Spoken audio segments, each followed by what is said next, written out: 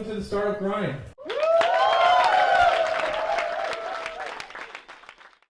Let's give a big Startup Grind welcome for Mr. Nolan Bushnell. Here we go.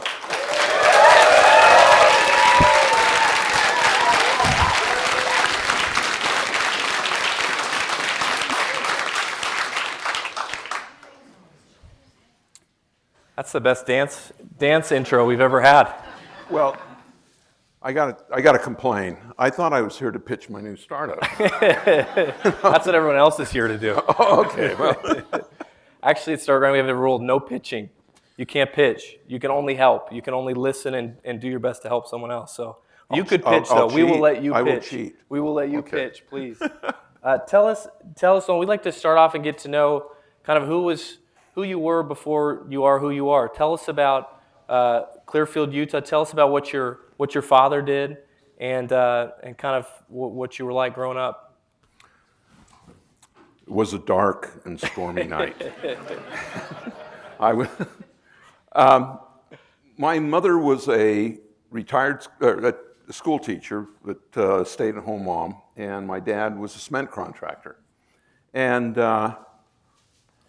I started my entrepreneurial career selling strawberries door to door when I was 8. And then I graduated to TV repairman.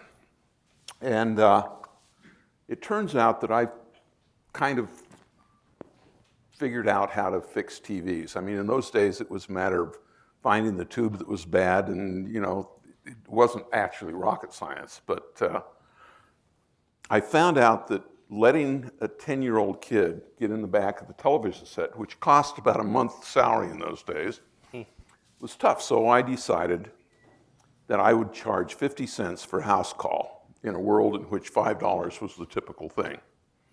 But I found out that I could really jack up the price of the tubes that I replaced.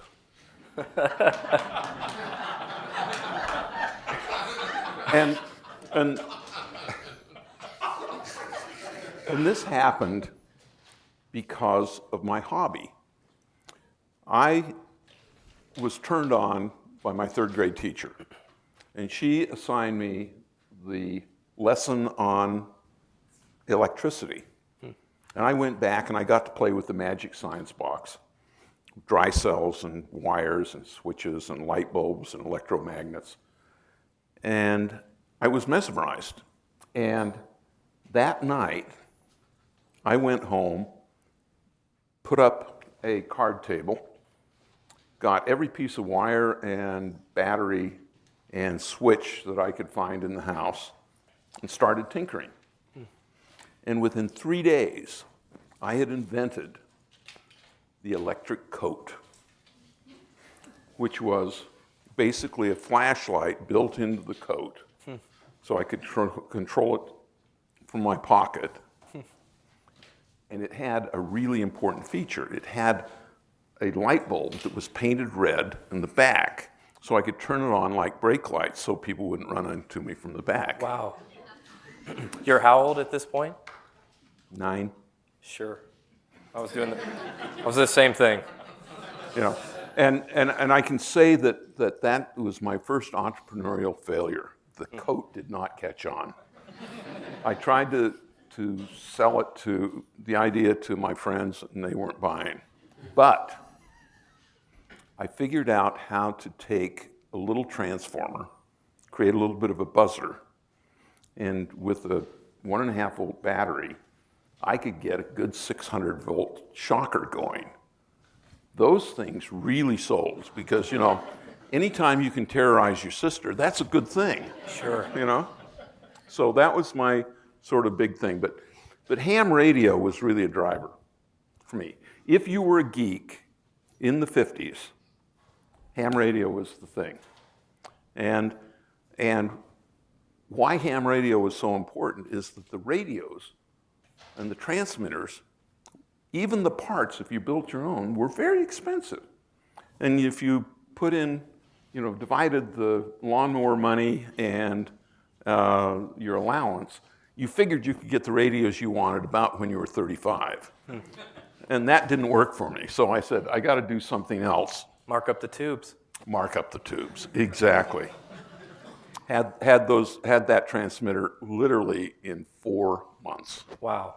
And where did the engineering focus come from? What did your dad do? Is that something that it was? He was a cement contractor.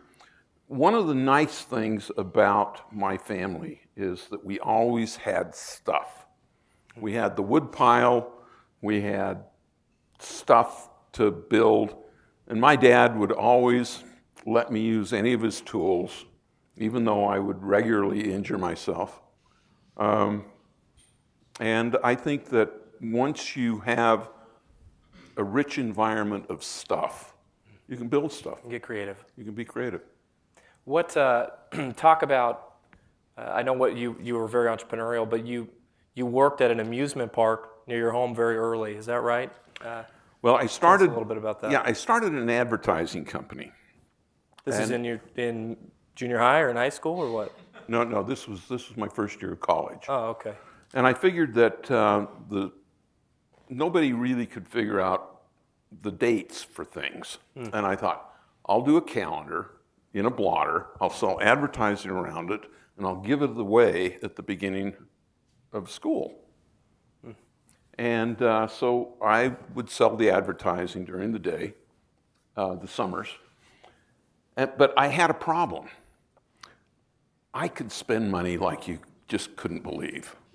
You know, summer nights in Utah, going out on dates, you know, things like that. You could really spend a lot of money. So I thought, okay, Lagoon had this reputation of This being is the amusement park. the amusement park. Yeah.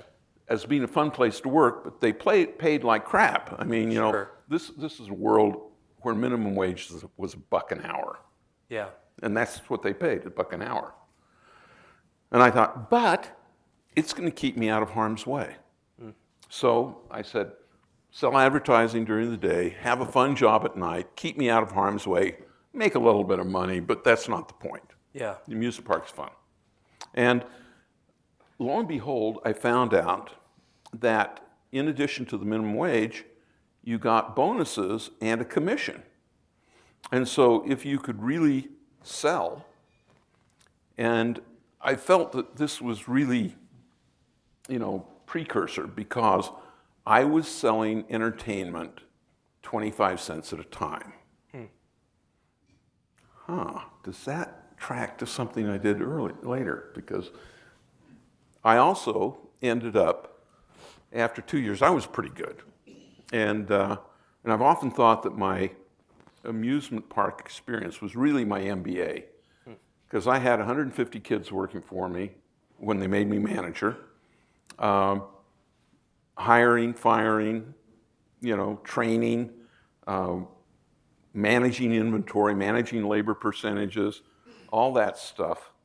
I mean, it was really the school of hard knocks. My boss was a real stickler, and you know, he'd work days and I'd work nights.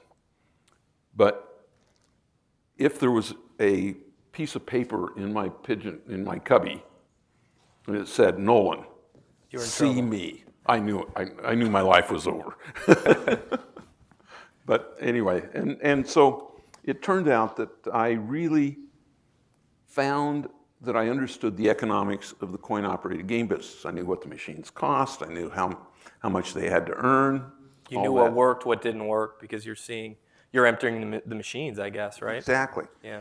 And then the magic thing happened, in which a friend of mine, a fraternity brother, said, meet me at the engineering lab at 1 o'clock tomorrow night.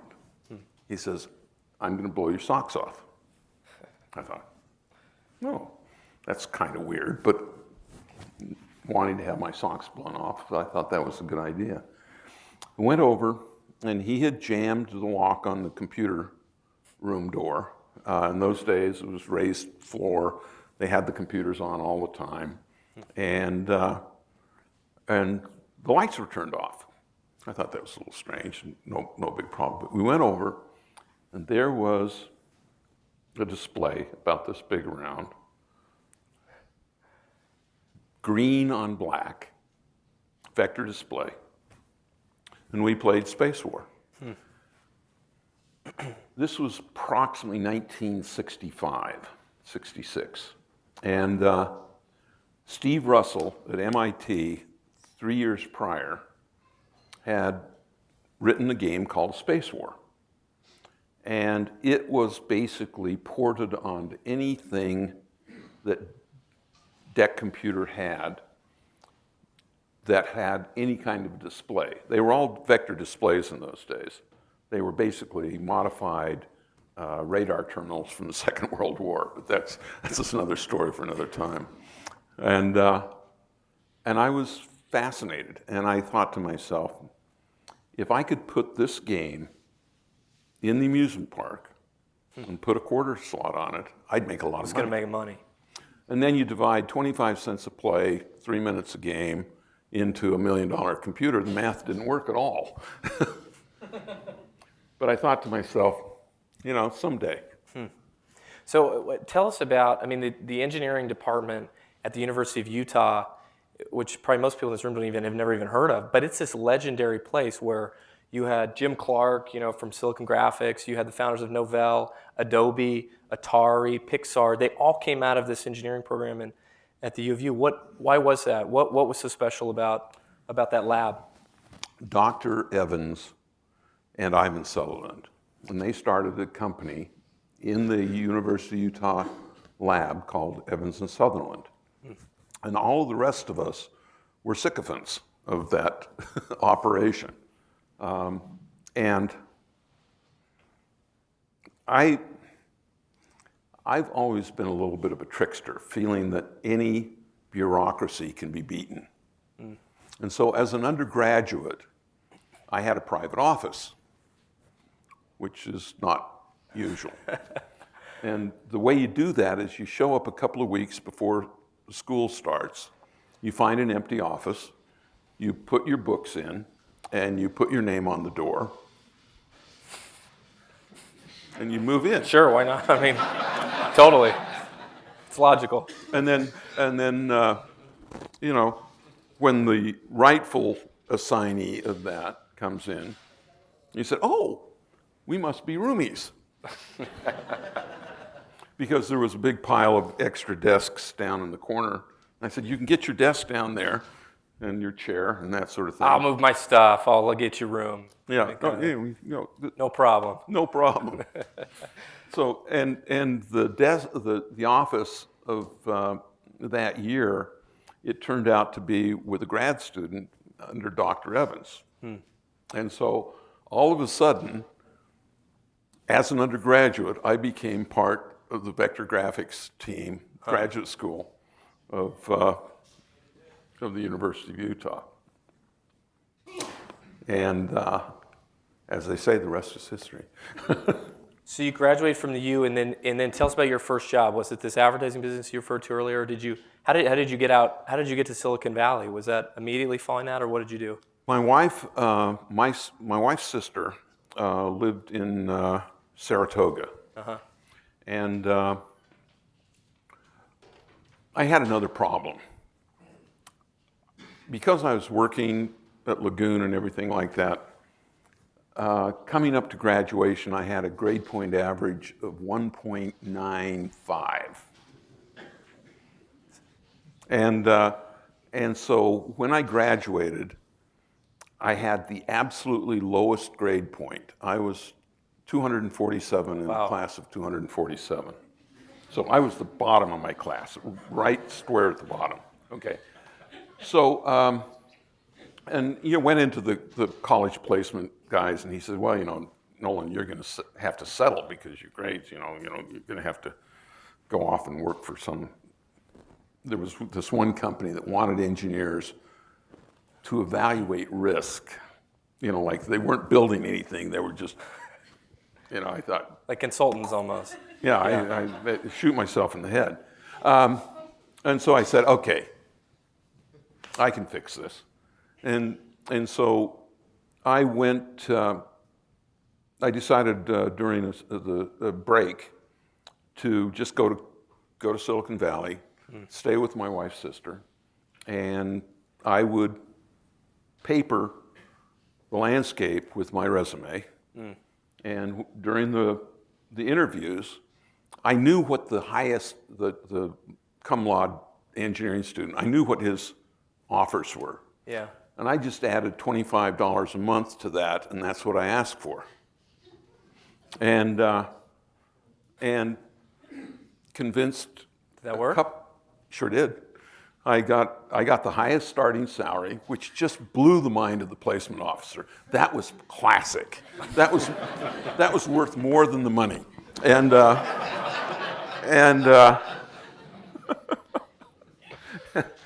now I had a problem. I'd gotten this job. Getting paid a lot. That paid a lot. And I didn't know what the hell I was doing. I mean, I really did fake a lot of my grades and things like that.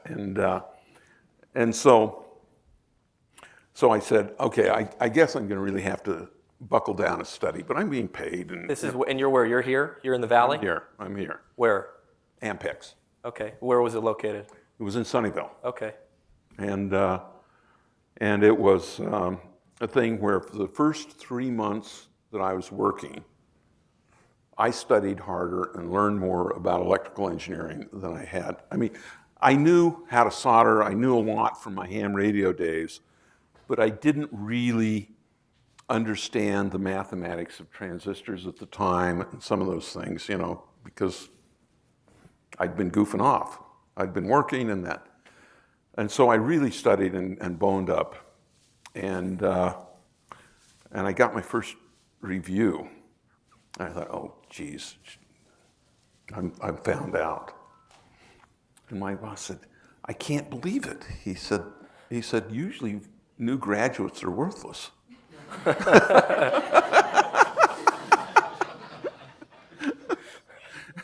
And so I dodged a bullet again. Tell us about Ted Dabney. Where did you first meet him? Was it at Ampex or where? At Ampex, Ted was my office mate, a wonderful man, and he and I, when I finally, well, the trigger point was a Data General computer came across my desk that was stripped down. You could buy one for about $3,000, and I thought $3,000. That's probably close enough. Now, if I can get it to work with a regular TV set, I can put, and I started out thinking I was going to multitask. Boy, was I stupid. I was going to try to run 3 screens, and I was going to create the interface to that.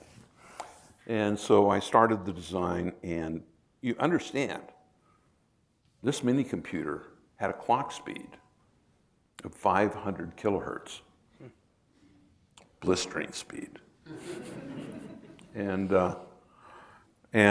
when I was going through the calculations, everything, I kept running out of time. And so I started this process of putting more and more smarts into the controller, the screen controller. And so first I offloaded the scoring so that we could display the scoring on a raster scan, the star field that needed to be on Space War. How many of you played Space War on the PDPs?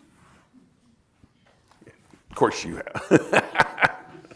And anyway, the thing that was interesting is that I still kept running out of time. And I literally abandoned the project for 3 days. And you know how they talk about the Epiphany? I said, get rid of the mini computer. Do it all in hardware. And so the early video games, the coin-op, they weren't von Neumann architecture at all. They were not computers.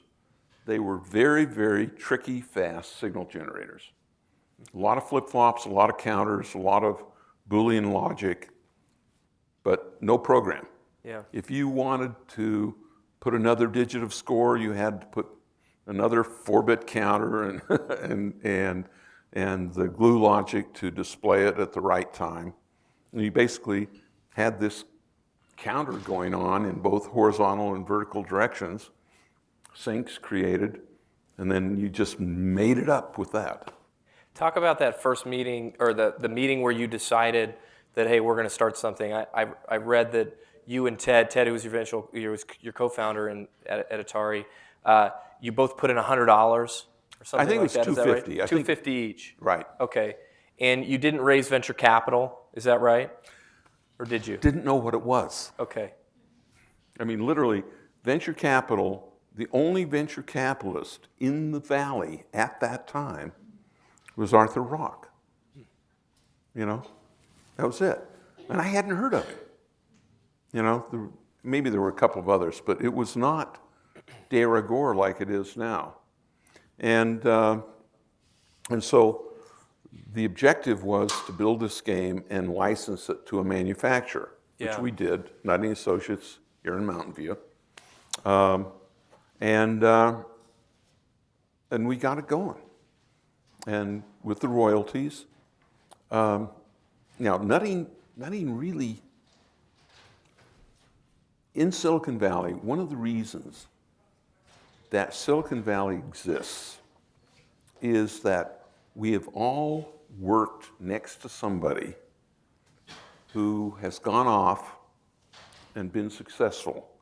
And we know firsthand that the guy next to us that went off and was very successful was an idiot. He's not that smart. That's right. You know?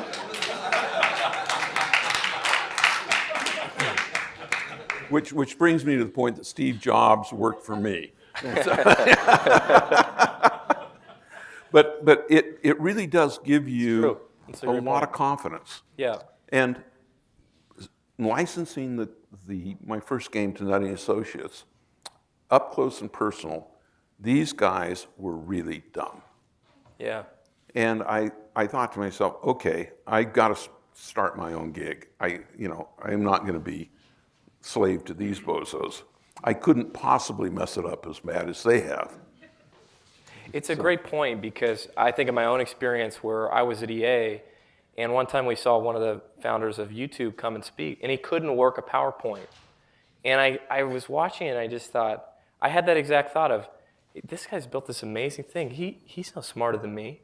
And I think you're right, because it's so concentrated here, we see these kind of tangential things where it's like, hey, well, I know that guy did that, I know that guy did that, and who is he, right? He just made it happen, he just jumped. Exactly. So your first hire, Al Alcorn, is that right? Actually, not the very first hire. Well, my first hire was Cynthia Villanueva, who was my babysitter. Okay.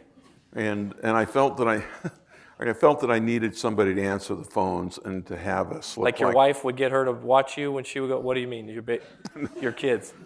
Well, she was not a full-time babysitter, but it was summer, and she needed a summer job, and she was cheap. Yeah. You know. So she was your first hire. Right. And then he was your second. Then Al, right. Okay.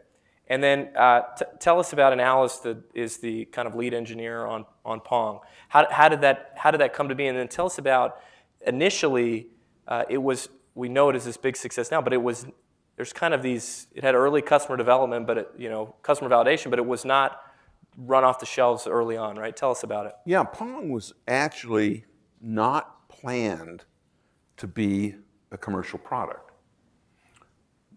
And it's funny how timing happens, but we'd been in the video game business for 2 years, and I heard somebody's got a video game in Burlingame. Oh my God, I've got a competition.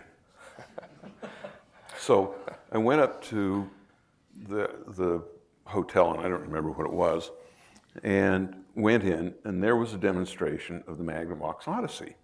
Yeah. And I looked at it, and it was fuzzy, and you were turning the knobs, and it didn't have any score, and it didn't have sound, and all that. And I thought, boy, this is really a piece of crap. But I noticed that people were kind of having some fun with it. And it was really simple. With their tennis game, you mean? Yeah. Yeah. And so driving back down to our office, Scott Boulevard, Yeah. Santa Clara, And it was Al's first day at work. And computer space, which was our space war thing, was really complex. And I thought, it's probably too much for him to bite off. And coming down, I got thinking of all the ways that if I were to do a ping pong game, which the people appeared to like, how would I make it better? Sure. I thought, boy, it's a really simple project.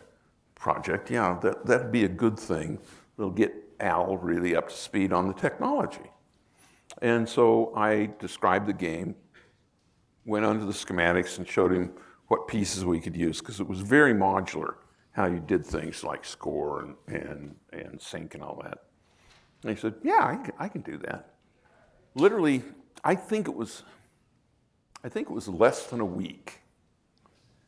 He had the ball bouncing across and things, and I said, well, we need to get sound. And I said, and we had a circuit in computer space that could be tweaked. And in those days, when you were making up phony sounds, you basically amplified noise, and then you filtered it to get various characteristics. And it was pretty easy to take white noise, turn it into pink noise, which is very similar to the sound of a crowd cheering. You know, plus or minus a few Decimals. things. I mean, you kind of wing things a little bit. And so I said, we need a crowd of thousands. And Al says, that's a lot of trouble. He says, why don't we just have a big raspberry? I says, what do you mean? He says this, and he'd already wired up that when you missed the ball, it went, he says, that's a raspberry. I said, how much did it cost? He says, 15 cents. We'll take it. We'll take it. And so we had a game that was basically kind of fun, but then it got a little bit boring. And so that's when we separated the paddle into angles, because before it was just angle reflection, incidence angle reflection. And that turns it into a 100% defensive game. There's no offensive. So we said, rather than doing that, if you hit the top of the paddle, it'll go up at a very obtuse angle. If you hit it in the middle, it'll go straight back slowly. That was really pivotal. It made the game massively fun. Then we had another problem. The problem was, after you played it a little bit, you just keep going on and on and on and on. And so then we decided, okay, after X number of volleys, we'll speed the puppy up. Helped a lot. Then, still didn't, and in the coin-op business, you don't want the average player to play more than 3 minutes. You know, and so we said, okay, we need one more tweak. Let's cut the size of the paddle in half. That'll get them. And it did. Just double your profits. Yeah. And so we ended up with a good game. The ball was going fast. The paddle was small. You had to be really good to keep it going very long. And there we had it. And you take the first 2 units, right? You take them down to The first unit. The first unit I took to Chicago to see if I could get them to accept it from a licensing standpoint. What did they say? They said, not sure, because it was only a 2-player game. And all coin-operated games had to have a 1-player game. That was the rule at the time. And the 1-player version of Pong was not that fun, just bouncing against the damn wall. And so they said, let us think about it. And just before I got on the airplane to come back, you've heard the story about the Pong game filling up with quarters and not taking any more. That happened while I was in Chicago. And Al told me about that on the airplane. And so on the airplane, I got thinking about it, and I said, you know, we can build this thing. And I figured out we had just enough money to build 13. And that bothered me because I thought that was an unlucky number. So we built 12.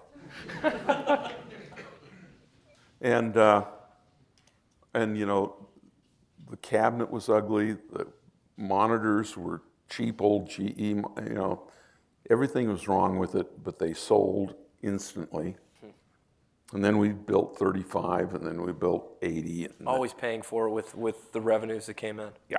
Yeah. Well, it was, and this is how we figured it out. If you could turn the inventory quickly and sell it for cash, and the parts suppliers didn't need to be paid for 30 days, the whole company would operate in positive cash flow. And so with no money, well, If people played, right? no, well, we were selling them to distributors Okay. who were willing to pay cash. Okay. And so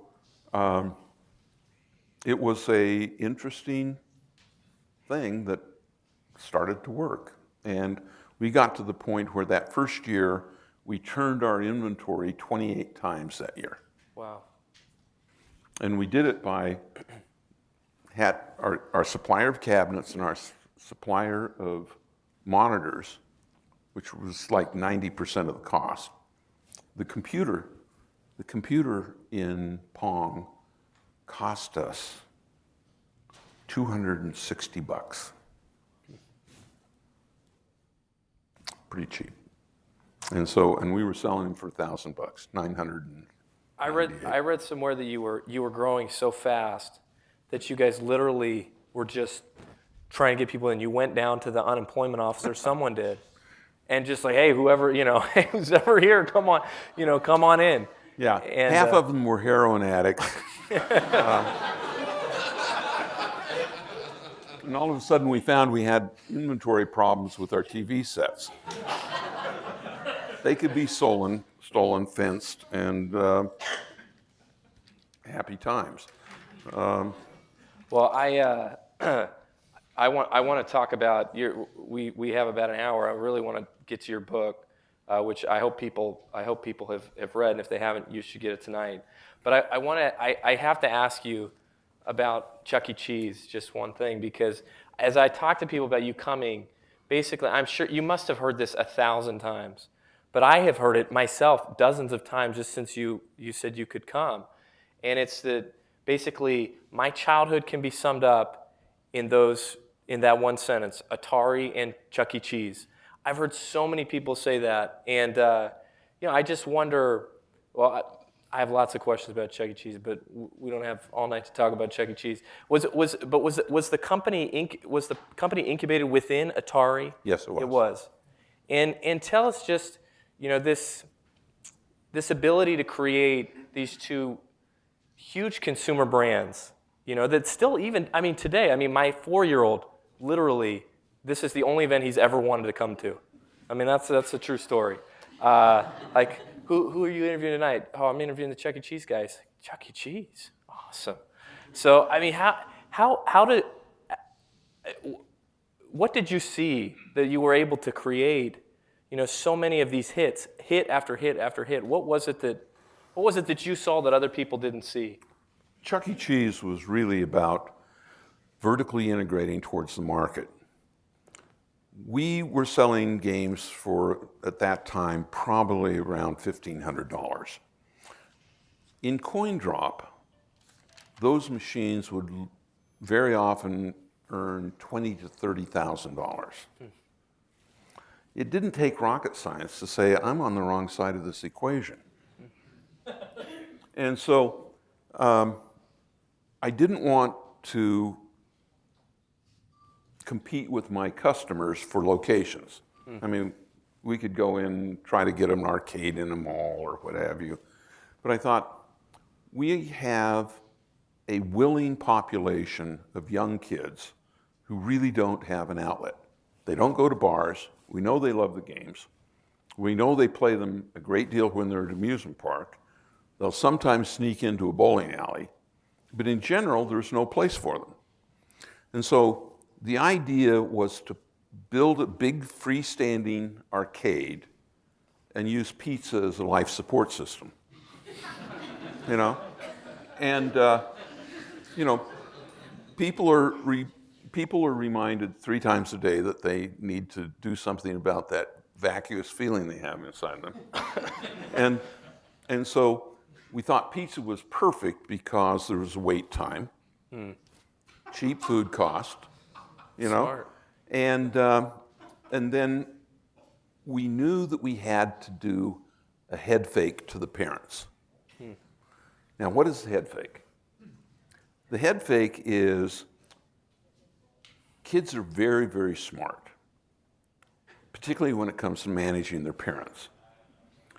And if we were to say, just do the arcade and the pizza, every time they said, we want to go to that arcade, mom and dad are going to say, oh, all those tokens, a lot of money, da-da-da-da-da. No. But let's do a mascot so the kids can say, I want to go see Chuck E. Cheese, Chuck E. Cheese. You know, knowing that they didn't give a crap about Chuck E. Cheese. They really wanted to come and play the games. And there's... Oh, I went for Chucky. Huh? I went for Chucky. As a kid? Oh, yeah, every time. Had to see that rat. Had to see that rat. Well, we felt that the other part that was important is we wanted to keep the parents busy and entertained at the tables while the kids were in playing games. Because if the parents were running around, the kids weren't going to be, you know, following the kids. The kids weren't going to be having as much fun. And the parents were going to get tired and pull the kids out. And so if you notice the scripts that the Chuck E. Cheese had, there was all pretty adult humor. I mean, not adult humor, but it was sophisticated lines, and it was really meant not really to entertain the kids that much. You know, the kids... Almost like Pixar. Yeah, exactly. Yeah. And so we had this nice blend, and when I sold the company to Warner, they said, we don't want to be in the food business. Why? It's really doing well. No, but we don't want to be in the food business. And I said, okay, I'll buy it. And what a great deal. We had one operation, and it was throwing off about $600,000 of EBITDA a year. Wow. And they sold me the whole thing for $500,000, $100,000 down, $100,000 a year for the next 5 years.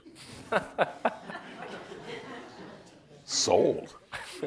That was a good deal. Plus, I got all the technology and everything. Oh, I got to tell you, everybody loves this story. Chuck E. Cheese, the project started out as Coyote Pizza.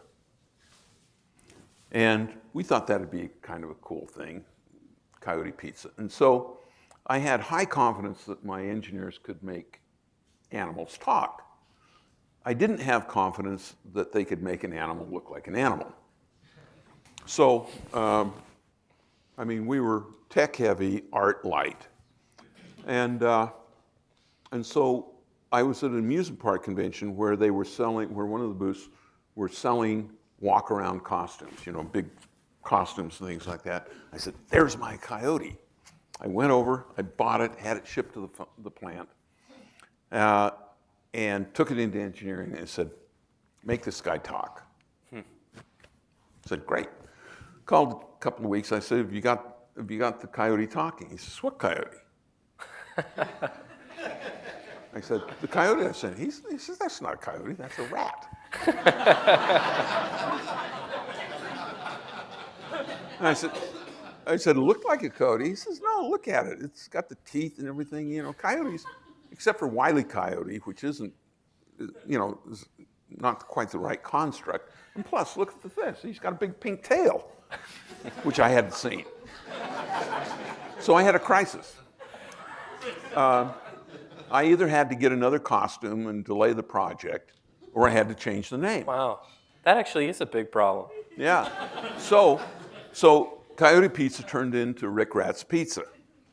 Went into the marketing department, they just had a conniption. They said, you can't call a restaurant and name it after a rat.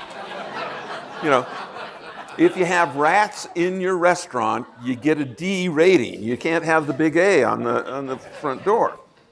And I said, well, you know, is it okay if it is a rat, but we don't call it a rat?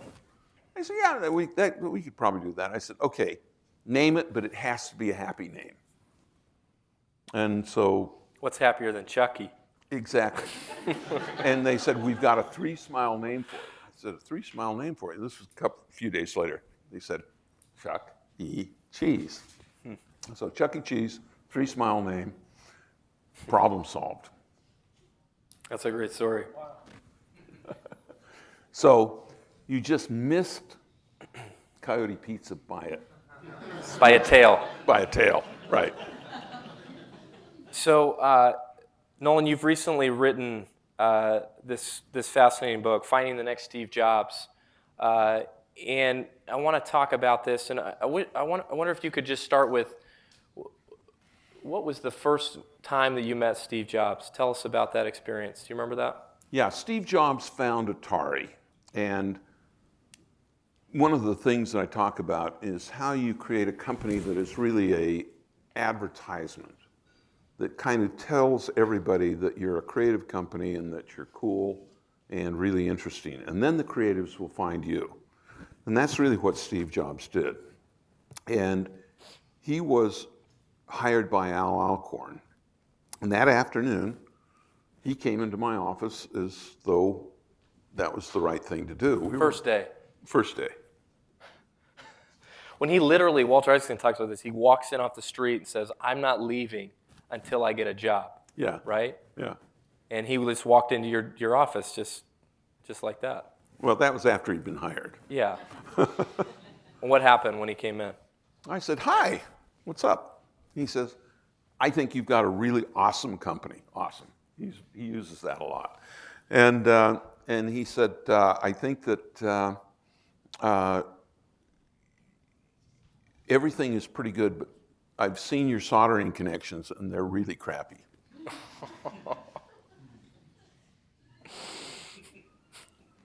I said, well, let's fix them.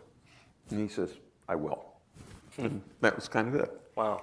And then we got... That was cool of you not to throw him out. Well, I kind of threw him out. Well, not really. But it was a thing where I always tried to have a really open office.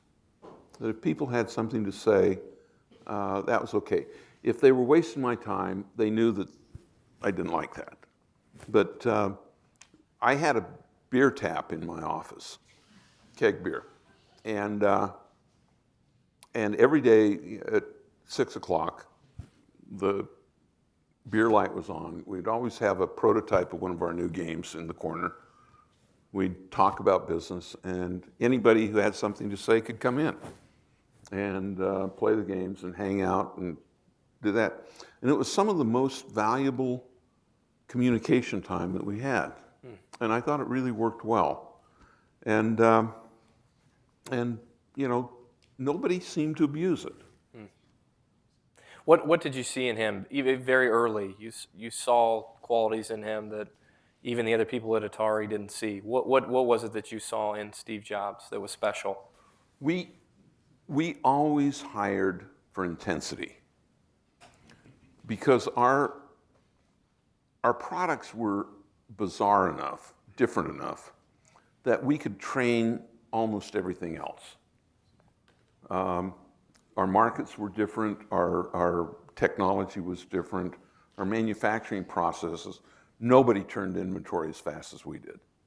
And so we felt the most important thing anybody had was intensity and the desire to work hard. And we called it work hard, play hard. We had a real culture of working our butts off and then playing our butts off. And that's one of the reasons that we did these Friday night beer busts. You know, it was all based on hitting quotas, and that became not only very bizarre in the Valley, but it became kind of a signature. They said, oh, you know, it's big party time at Atari 6 all the o'clock. time. 6 o'clock. Well, no, just the big parties, the beer bus with pizza and what have you, were about every other week on a Fridays. Night, if they met quota. And that was... But you always met the quota, right? Not always. You usually met the quota. Usually met the quota. Yeah. And if they didn't, they'd bitch that the quota was too high, but that's another story for another time. But we were manufacturing coin-operated games at the time, and so we had a really interesting group of the guys who were running the big boxes around and that sort of thing, and the girls who were stuffing and testing the computer. So it was about 50-50 boys, girls. And all the executives were in their late 20s, early 30s. And you're at what age at this time? Huh? How old were you? I was 30. Okay. And most of the employees were 20 to 23. Wow. In fact, when we got health care for everybody, they looked at our demographics and they said, we can't believe it. And so they quoted us really, really low prices. And they said, well, and it was so much under what I'd budgeted for it. And I said, well, you know, what about dental? And so we got dental in it and eyeglasses. And, you know, it turned out to be a Cadillac plan just because our demographics are so good. 2 weeks later, after we announced this, every one of the girls on the production line had braces on.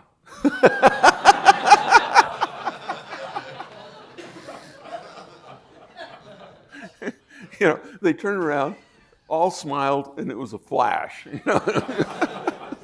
Anyway. Well, you really changed the meaning of the word culture. I think today we all take it for granted that, you know, you described these Friday afternoon meetings. We used to do that at EA. We did that every week, and it was like it was nothing. It just seemed normal. And we've got Microsoft here. They throw these awesome parties here. We got Google down the street. They do the same. But it was totally revolutionary at the time. And you talk about... And everybody thought I was nuts. I'm sure, yeah, they thought you're crazy. Well, not only that. Every engineer in the Valley in 1970 wore a white shirt and a tie to work. It was a professional. And remember, this was right after the Summer of Love, and you know, everybody had their hippie costume. They'd go up on the weekends and be a hippie at Haight-Ashbury. You know, talk about posers. Wow. But we decided that we wanted to create a new kind of company that was a total meritocracy. And so we basically said, what is a meritocracy? Don't care about process. Treat everybody like an adult. Give them goals. Let them achieve those goals any way they can. Let them wear what they want. Let them come to work when they want. Let them work hard, work easy. If you work a little bit but really smart, that should be good enough. And I think that those are the underpinnings of the proper corporate culture, where you minimize process, you maximize outcomes, you become very clear about the outcomes that you expect. Lines of communication open. No silos of secrecy. Open, open, open. And I believe that really, if anything, that has helped to keep Silicon Valley on the edge. I think those standards, that ecosystem, you know, it started at Atari. I think Jobs and Wozniak helped that and took it to Apple with them. And pretty soon everybody looked and said, I mean, I think between Apple and Atari, we were one of the biggest employers of the Valley. And they said, look at how these guys are doing it. Maybe they got something. And so slowly but surely, everybody kind of climbed on the bandwagon, and now an engineer can go to work looking like shit, and it's okay. Preferred. right? For first. Yeah.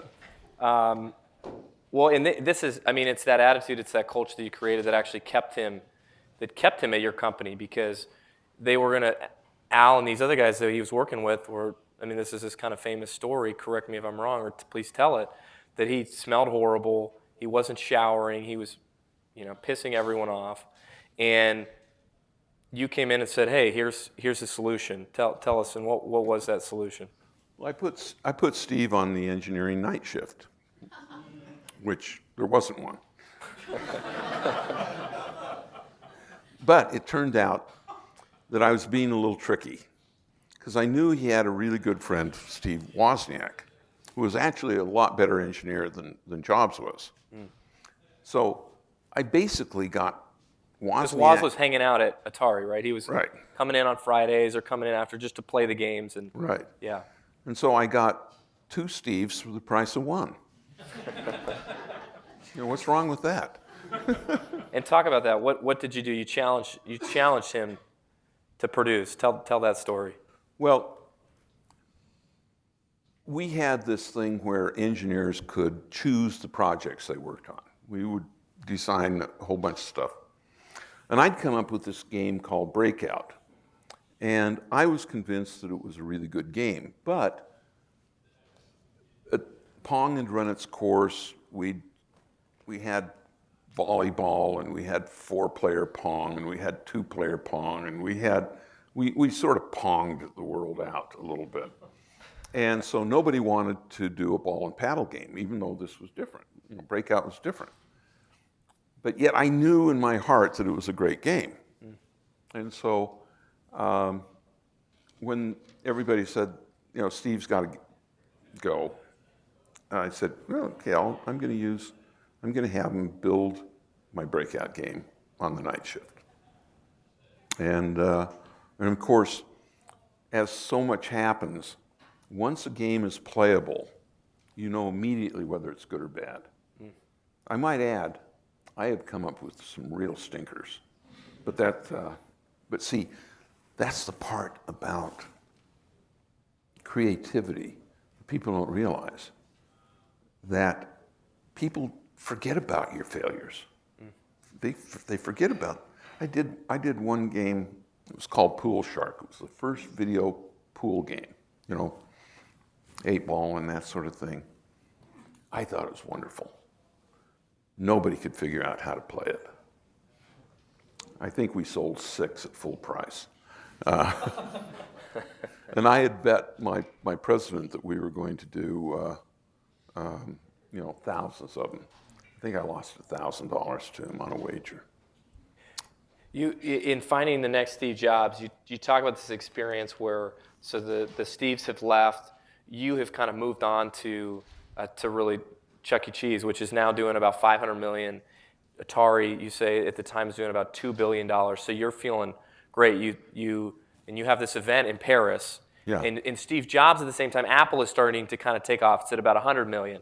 But tell us about this experience and then the epiphany that you had, which really is the catalyst for the things you talked about.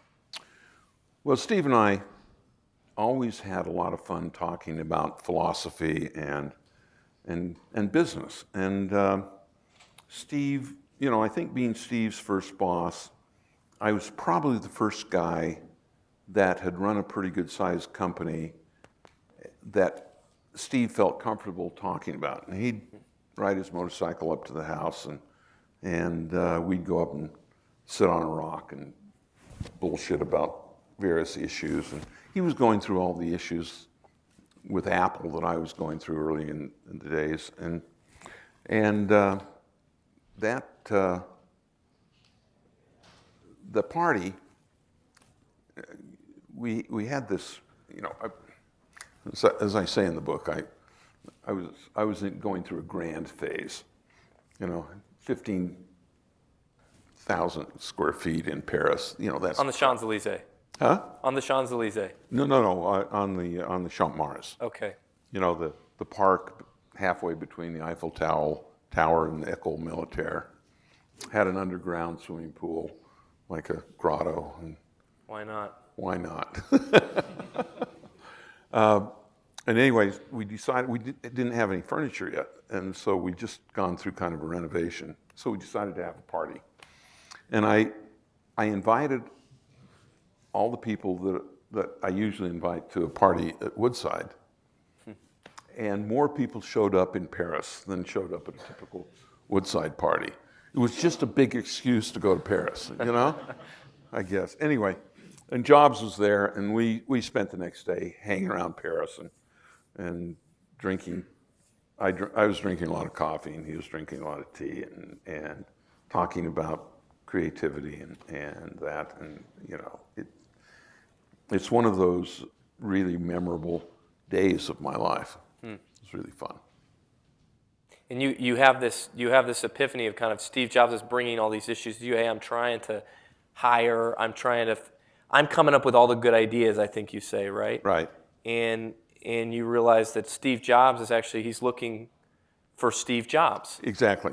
Well, and I point out that being Steve Jobs isn't really as important as having the ecosystem that allows Steve Jobs to flourish and to be willing to, you know, face failure, the potential failure. I mean, remember, Steve had some really stinker products himself. Remember the Lisa? I mean, that was crap. You know, the operating system of the next computer was pretty good, but the computer itself was really slow and expensive and all the things that you don't want. And yet, no question about the fact that within that were seeds of later success. You learn from your failures every time. So you kind of outlined some of these secrets to cultivating that kind of culture. I thought maybe we could talk about some of those. First of all, is secrets. Why are secrets important? It's a marketing ploy. And secrets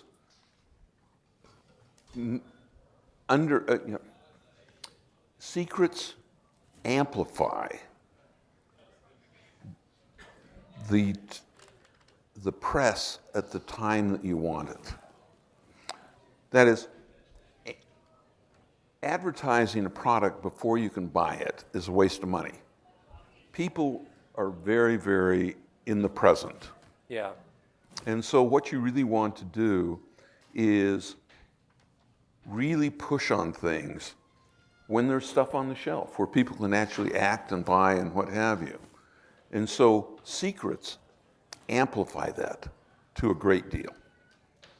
Hire the obnoxious and the crazy.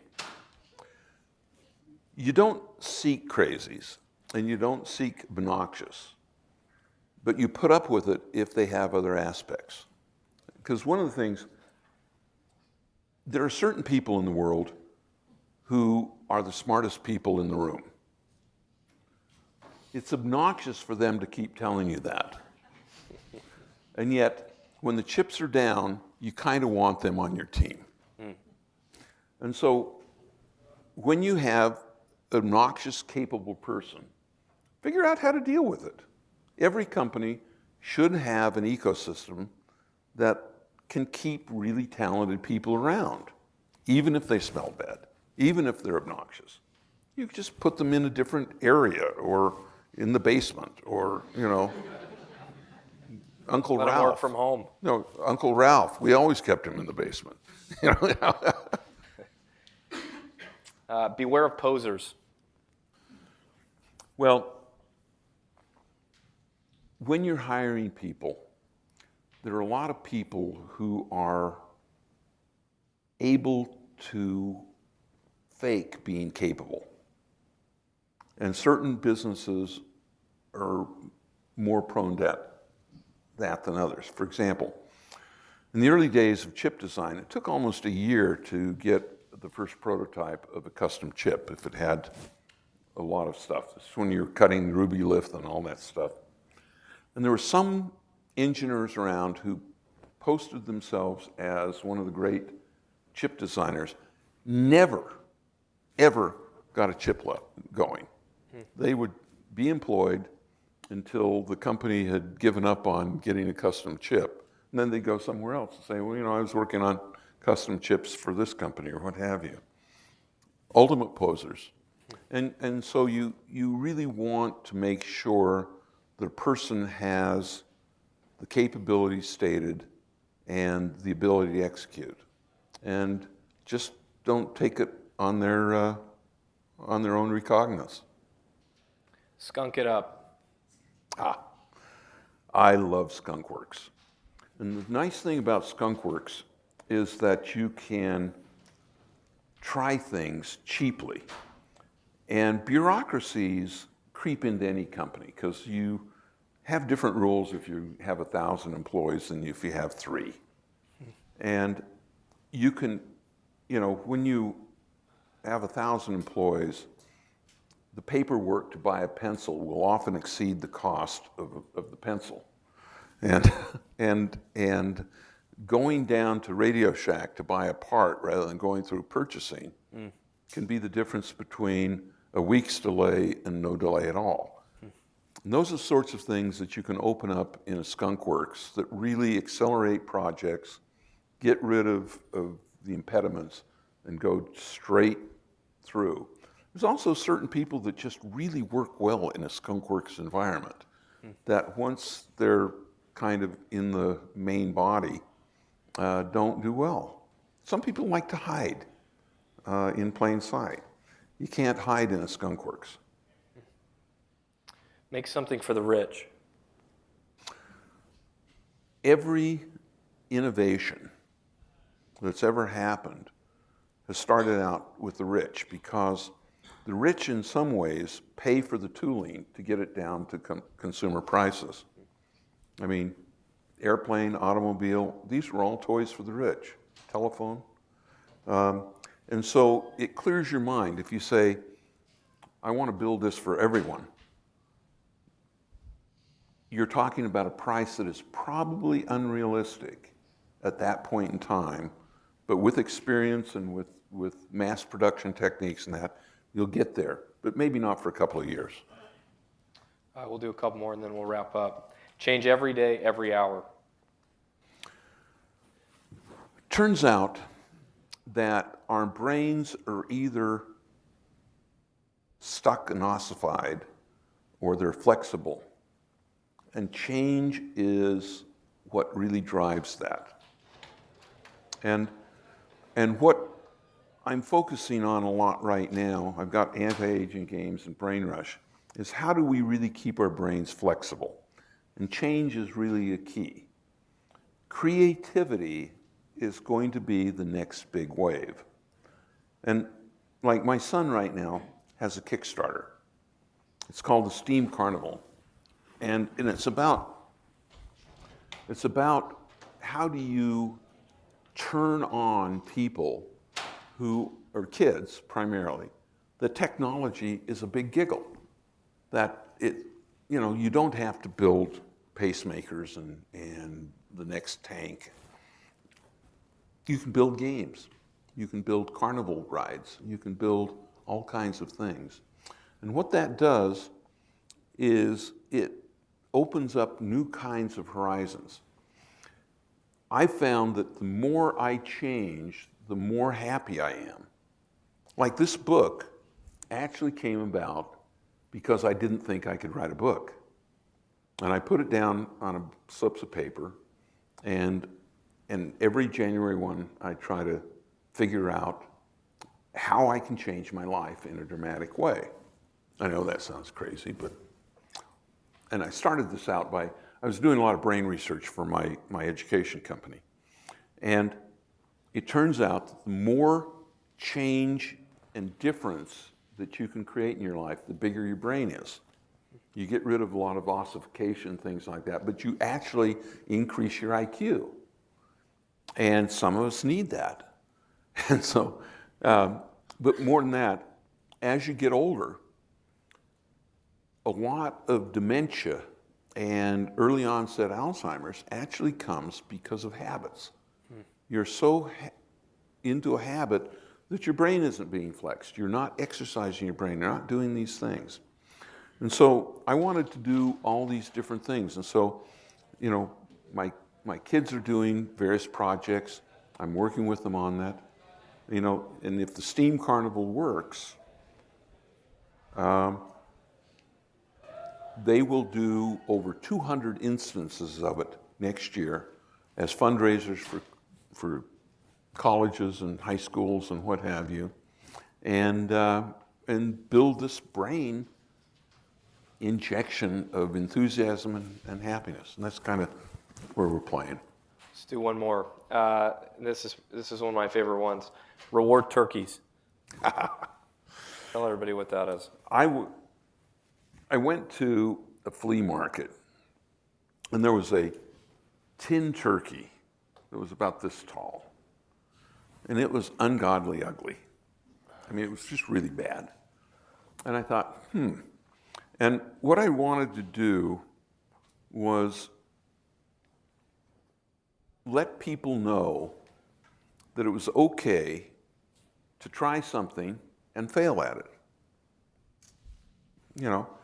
And so we had a management dinner every quarter where we would talk about what was happening in the company. And it's funny, when you get over 1,000 employees, it's really hard to keep everybody on the same page. You don't get a chance to talk to everybody, you don't get a chance to walk around and that. And so the management dinners were kind of an important way to communicate core values. And one of the core values was, if you try something for all the right reasons, but it still fails, that's okay. And I didn't want my employees to start feeling guilty about something, because, we all wanted to be on the same team and we all wanted it good, and just kind of like confession, you want to get it cathartically removed. I felt that the Turkey Award would be a good thing. And so part of the fun was the nominations for the Turkey Award. And we'd get it from various things. And it was a way to say, John really did a turkey over here, and Bill did. Or wait, he did what? He did what? Yeah. We didn't hear about that. We didn't hear about that. And it was great fun. And then, of course, we'd do, award it to somebody. We'd award it to somebody, and I'd do it. I would cheat. And I was the applause meter. And so, as people would applaud or something from that, I'd measure it, and that and I generally knew who I wanted to give it to, but occasionally I was overruled by the masses. So can you tell? Do you mind telling the story? Do you remember the story of the story you tell in the book is of this particular Chuck E. Cheese manager who decided, hey, why don't we cut costs on cleaning the tables by incentivizing the parents and the kids to clean up their own tables, right? Yeah. So what we did, what he thought of was, he created this great big coin slot that you could roll the pizza tins in, and it would give you a token back. We thought, smart. And then we had this garbage removal. One of our characters was Mr. Munch, and put a fan in, and it would suck a napkin out of your hand, and it'd go in, and it'd break an IR beam, and he'd say, "Yum yum, love paper." Cute, fun. Well, everything was fine except the fact that if you happened to turn around and not watch your pizza tray, the kids would come and steal your pizza tins and leave your pizza right on the table. Which was one of those things that, we tried it for a little while and it was just a nightmare. And so it was a great idea, but not. Let's give Nolan a big round of applause, can we?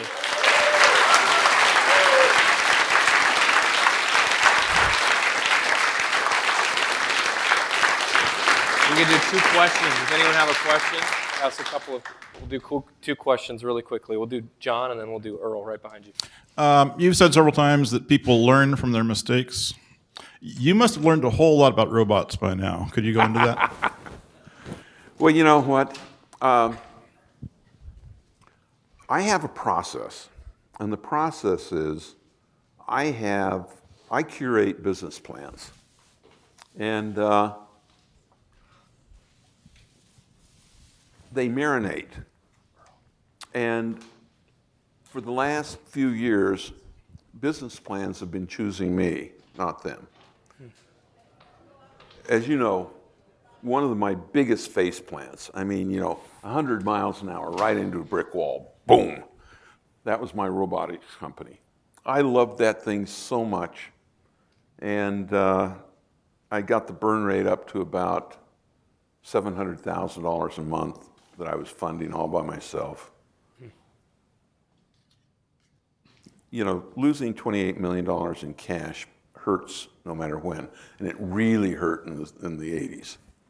Anyway, so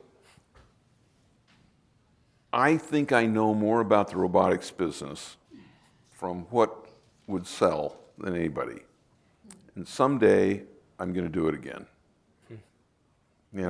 I cannot imagine a future without little robots running around having a good time.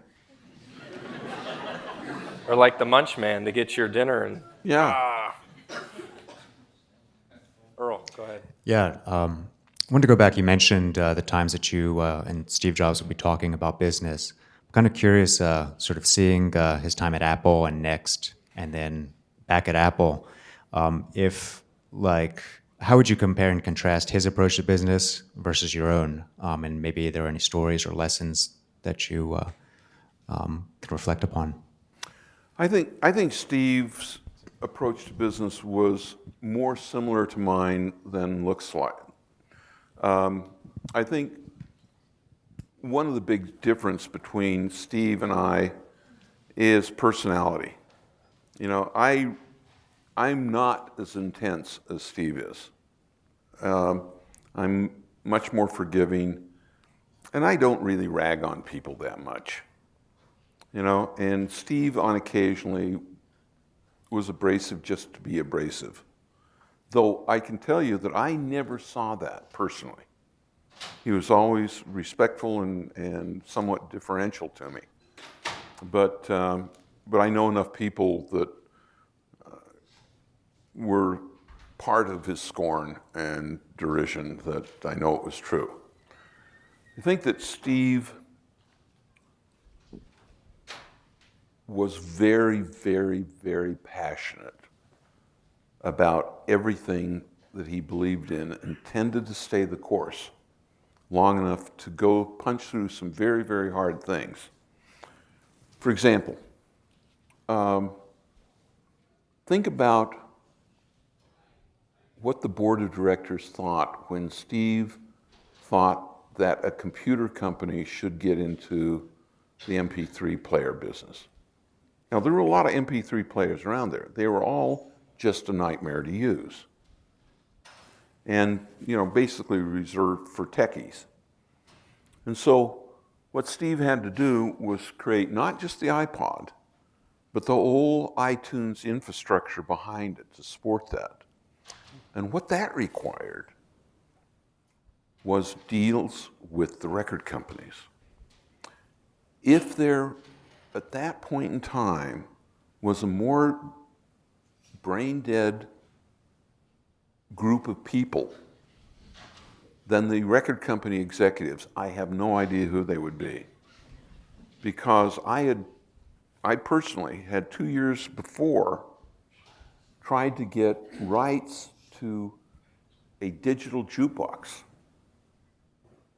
and failed, even though I could show that a digital jukebox would make them more money. They were peopled with attorneys, risk adverse, and not very bright. And the fact that Steve was able to climb through that morass and get the rights to iTunes is truly remarkable. It sounds like it was determination. I'm wondering if there was more to it, or if there's what particular Well, Steve possessed a reality distortion field that was really wonderful. And if he chose to convince you that black was white and white was black, he could do it. And it's a truly extraordinary talent.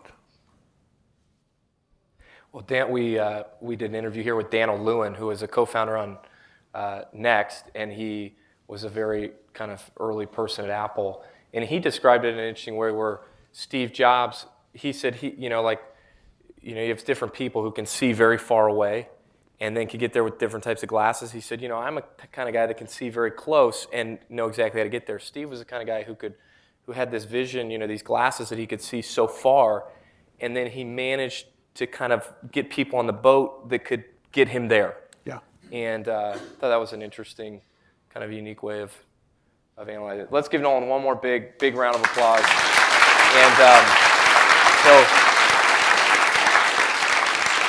so just to wrap up, you have been officially educated and inspired by Mr. Bushnell. It's now time to meet somebody. If you walk out of here without meeting a single person tonight, consider yourself a huge failure. You have got to meet somebody. You've got to make a real relationship. It's not about business cards. It's about meeting people that you can help and that could potentially help you. But I just want to introduce a couple people in the room, and we'll give you a chance if you want to take 10 seconds. Please don't sell us something, or I'll be forced to make fun of you. You start, Nolan. Please. I've got to add. I've got to tell you guys something that will change your life. Spaced repetition algorithms. I've been doing all this research on brains, and it turns out your brain is designed to forget. It's not designed to remember. Think about what would happen if you remembered everything that you saw on every day.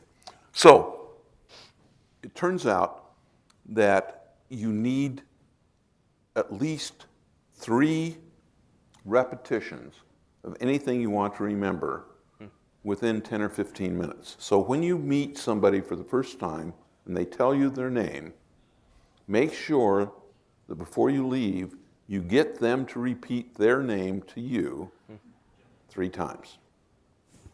But it can't be all at once. Like, that's a great idea. Shake hands with them, that sort of. Then you have to do one more thing. The following morning, review their business card. That will tend to solidify the information in your brain in a very, very powerful way. And if you can figure out a way to also review it in about 2 weeks, you may have it for a year. That's awesome advice. And that's the way you're, and think about that for anything you want to do and figure on. Anyway, and incidentally, for those of you who haven't bought my book, you got to go over and do it because it's really cool. You mean your book? Yeah, my book is really cool. It's called Finding the Next Steve Jobs. Is it called Finding the Next Steve Jobs? Is that it? It is Finding the Next Steve Jobs, and it helps you find the next Steve Jobs. You can find him with the book that you wrote. With the book, if you can. That's here.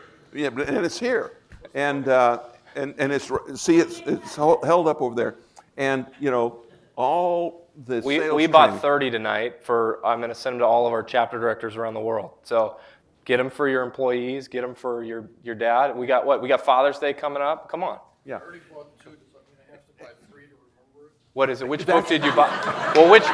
Which book did you buy? Oh, it was the one, I better buy the 3rd one. The Finding the Next Steve. That's the one. Yeah. They're also really good for breakfast every morning. Well, let me on that note, let me introduce a couple people very quickly.